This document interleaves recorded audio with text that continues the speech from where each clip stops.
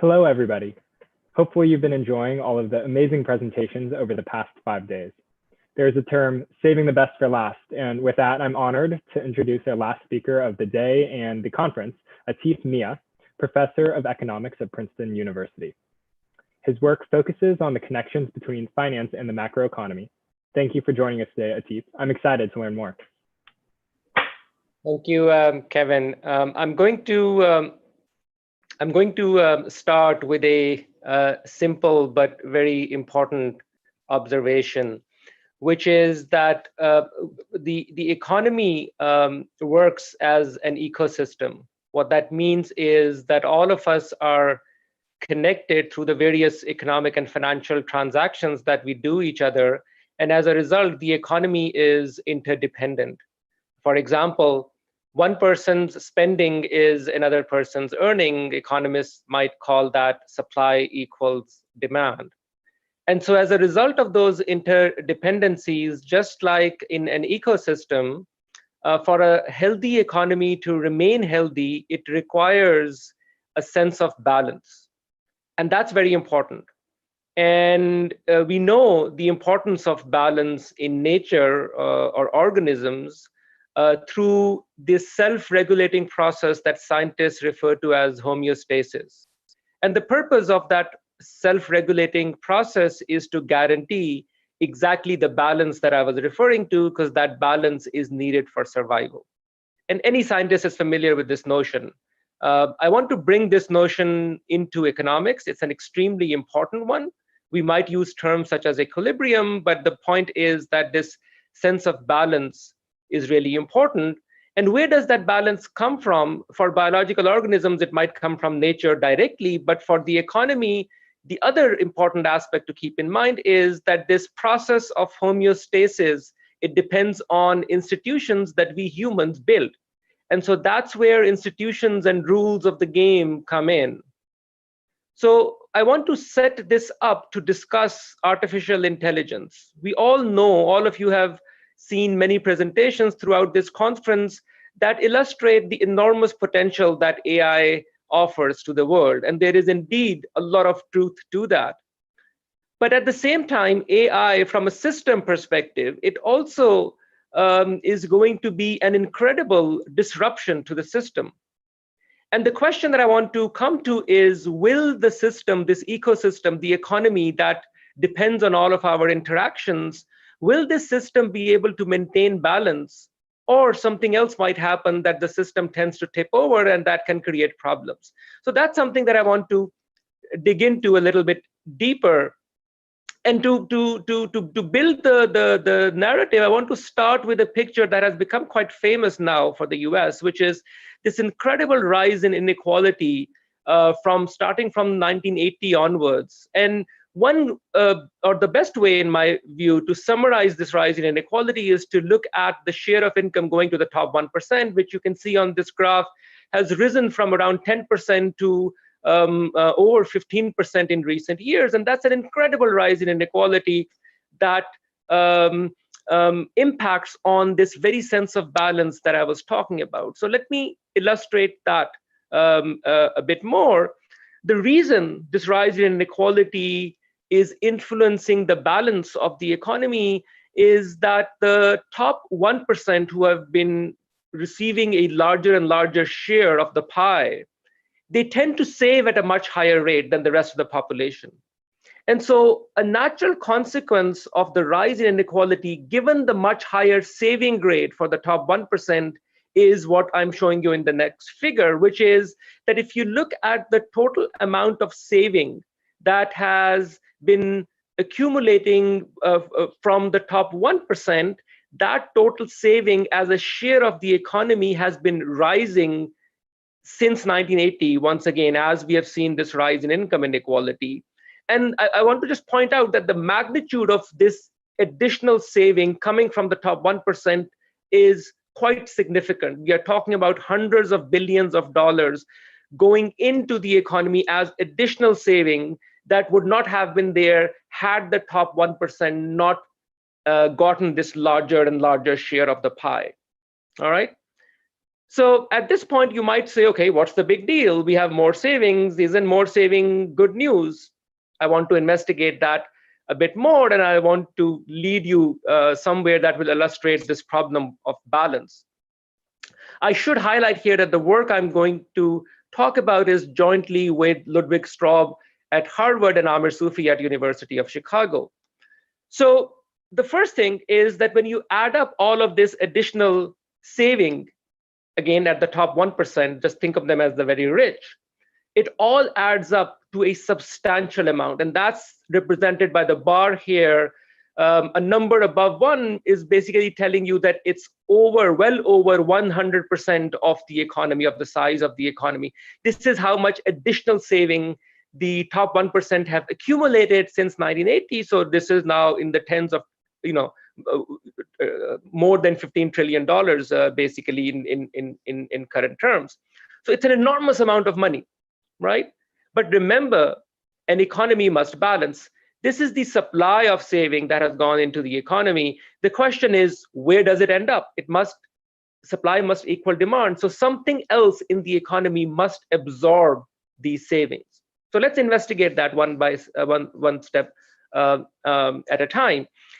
One way these savings could be absorbed is by the rest of the world. So these additional savings could be parked elsewhere in the world as investment, and maybe the US will earn the return on that investment in subsequent years.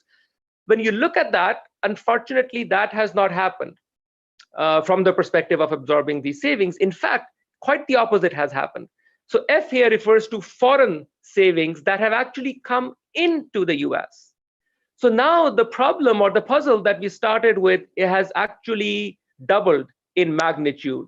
Not only does the US have to find space for these additional savings of an incredible magnitude from the top 1%, but an almost equal amount has been coming from the outside, from the rest of the world, famously from China, that must be absorbed also within the US.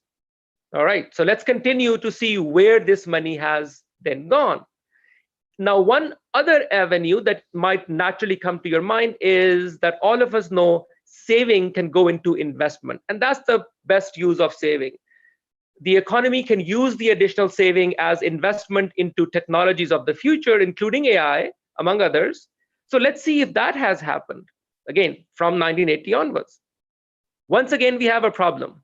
The I here stands for those additional savings.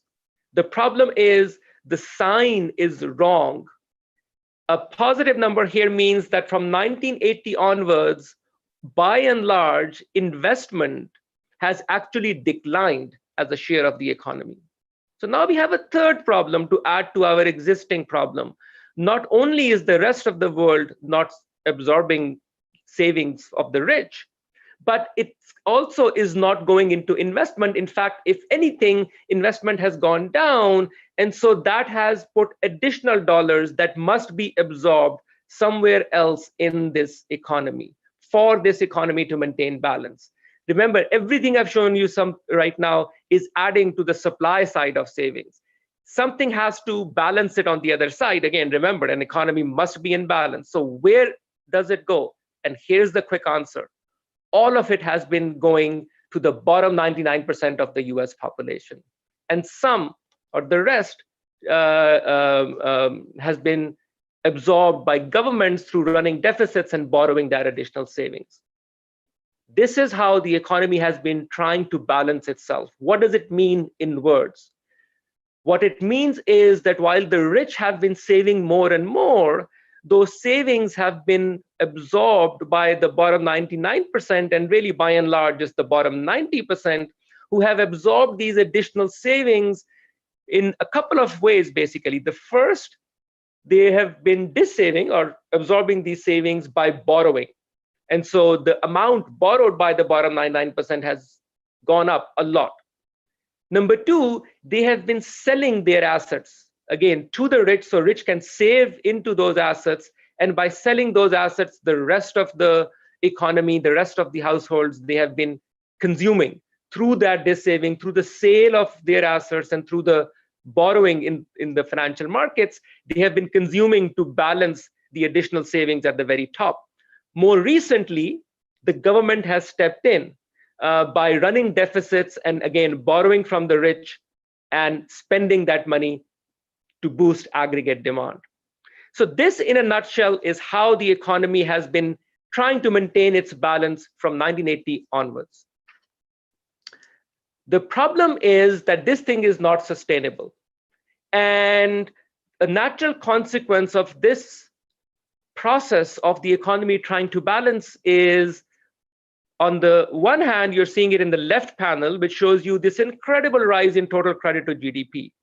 That absorption of the excess savings of the glut at the very top has shown up as credit for the bottom 99% of the population, as well as the government, because that's the way they borrow these savings to consume to boost demand for the economy. But here's a problem, which we classify as this problem of indebted demand. Because you are borrowing to boost demand today and absorb those additional savings, you have to pay it back tomorrow. And that puts additional burden on you as the consumer. And it's not sustainable because remember, you're borrowing more and more.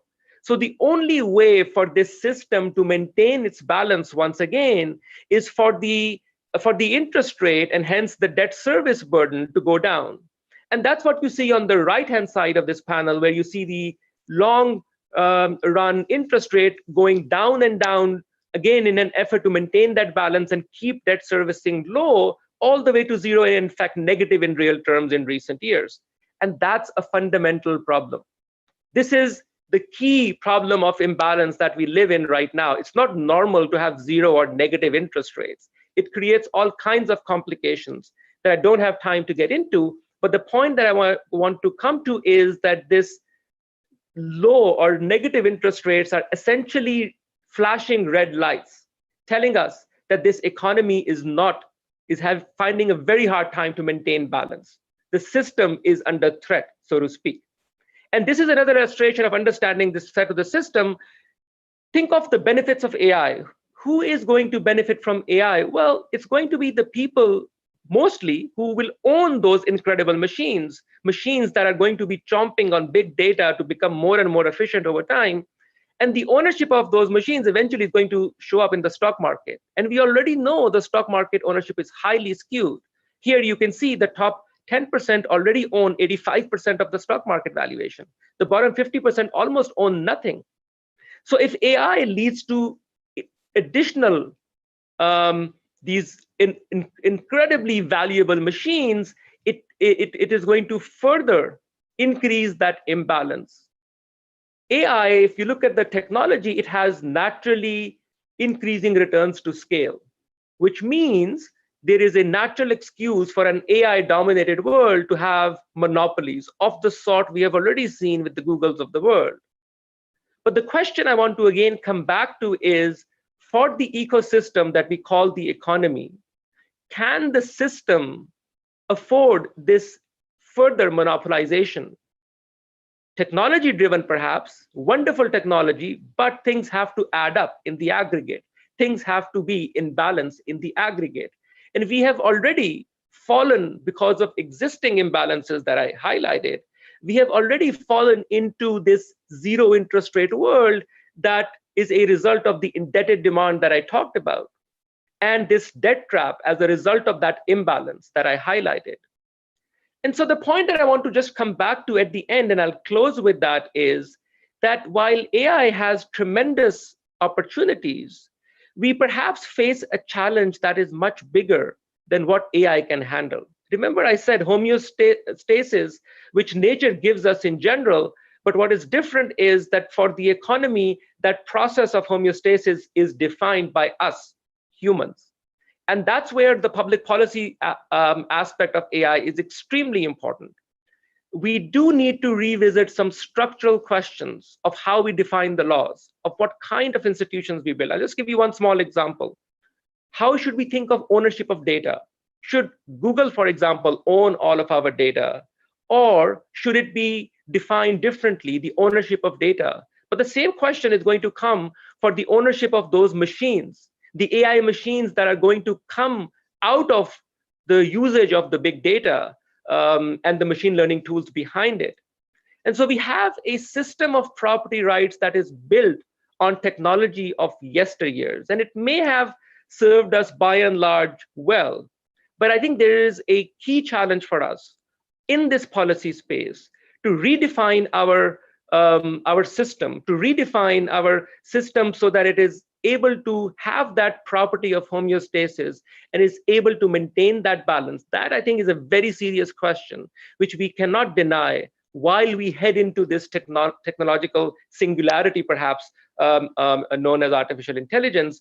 Remember, at the end of the day, nature is not kind to systems that cannot maintain balance. And that is a central challenge that we face as an economy. Thank you very much.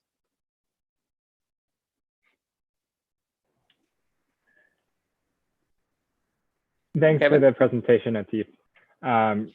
I was just digesting a lot of this, and I think you brought up some really thought-provoking kind of points. And maybe to one, help us, before we jump into some Q&A here, help us kind of understand the potential impact of all of this. Do you have a view on kind of how this could play out in some ways? I know your work in economics isn't necessarily predicting that element of the future, but if you were to play this out, and how could this shift? What is kind of the downside? What could happen? And kind of the coming out of that, would love to understand also, is there a stance that you're taking on perhaps government fiscal or monetary policy that can maybe help ameliorate some of these impacts that AI might bring and imbalance that it might bring to the economy? Yes, excellent questions. No, I mean, obviously, I've learned in life not to try to predict what's going to happen, and especially on this kind of a challenging question. I do what I always like to highlight things in a state contingent manner, which is what if this happens, then we have a problem. And from that perspective, for reasons that I mentioned, that the nature of this technology is that it leads to increasing returns to scale and hence increasing monopolization. I mean, just think of Google. There is a natural advantage to owning most of the data already. For a startup, it's incredibly difficult to compete with Google in its core competency for all of the obvious reasons. And I think we are going to see all of that. Tesla has this incredible advantage that it has access to these millions and millions of miles driven. And so it's always going to be more difficult for a newcomer to leapfrog them and so on. So as a result of that, I do feel that there is a serious threat that the market concentration that we have seen rise over recent decades, that process might even get accelerated because of forces like AI. And so we need to be prepared as a society. So I would not try to predict, but rather I would like to be prepared in case we continue to move in that direction.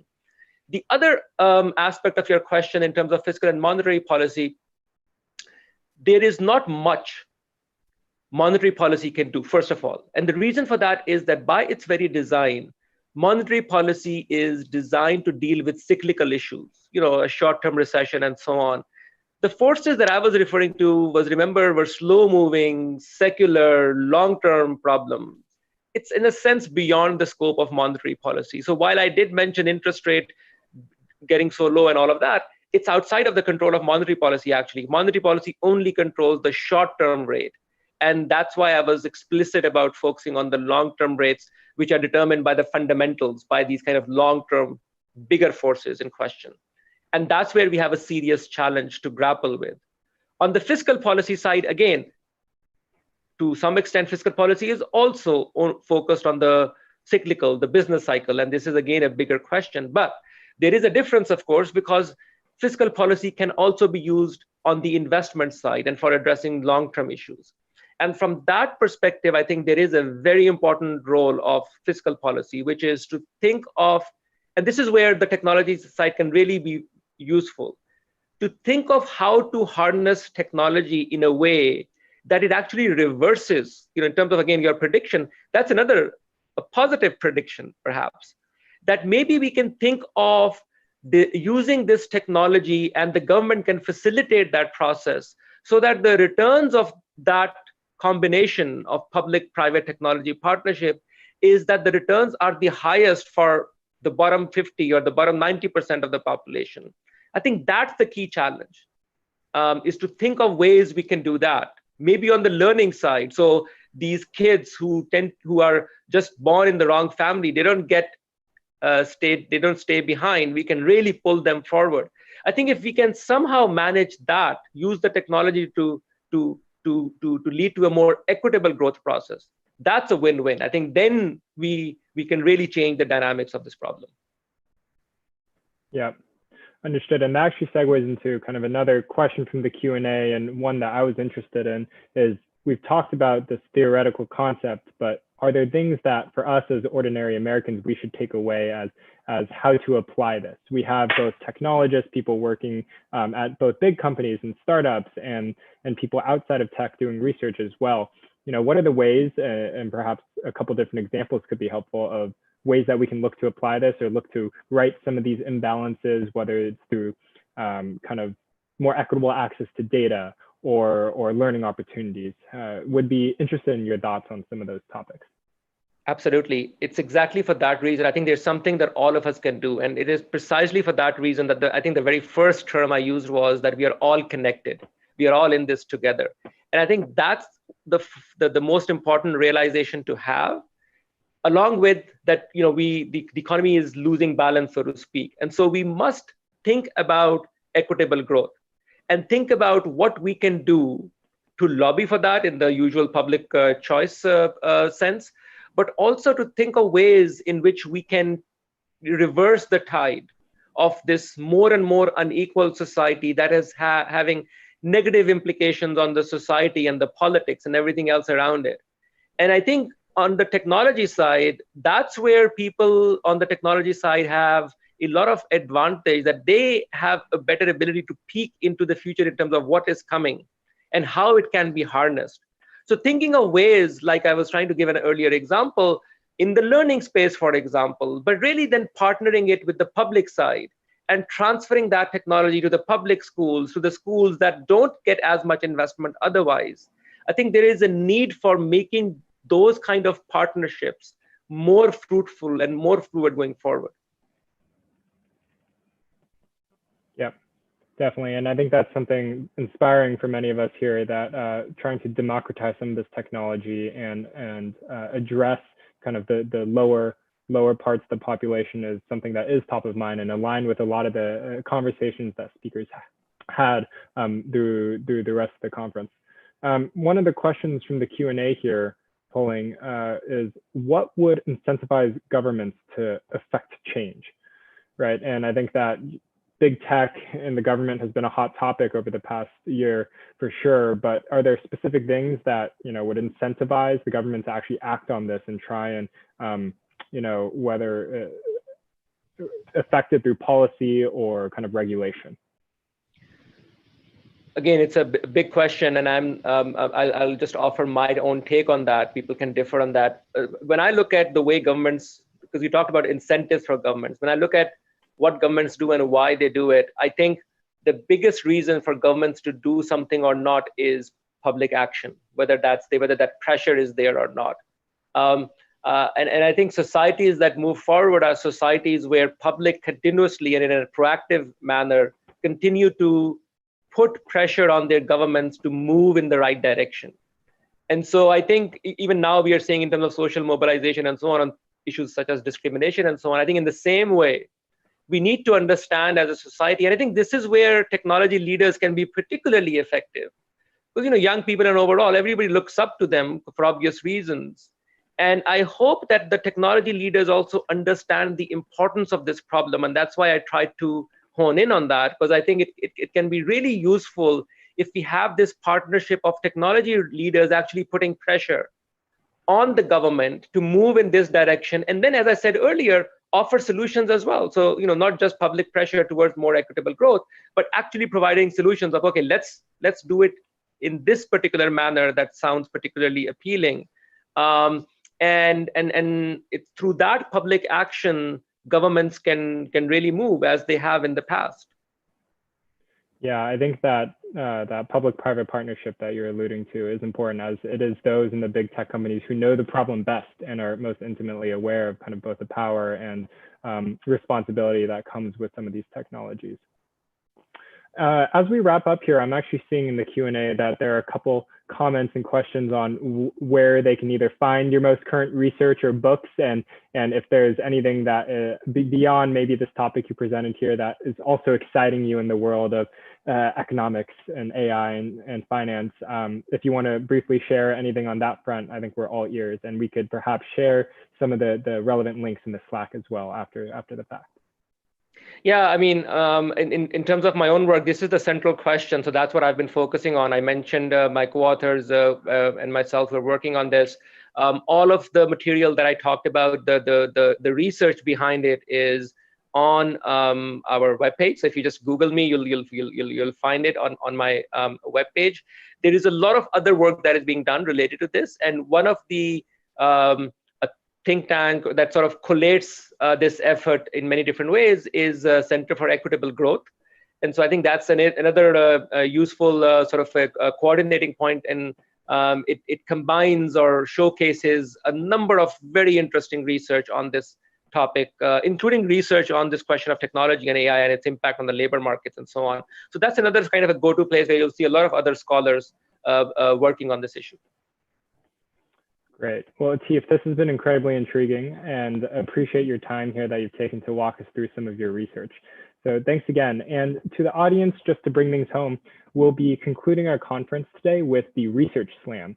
If you're able to join, it's at the link below. It's a fun, fast-paced competition where researchers and PhDs will take us through their work and problems they're solving in front of an esteemed panel of judges. So hope to see you there again. And Atif, thanks for your time. And to all, thank you for being a part of this conference.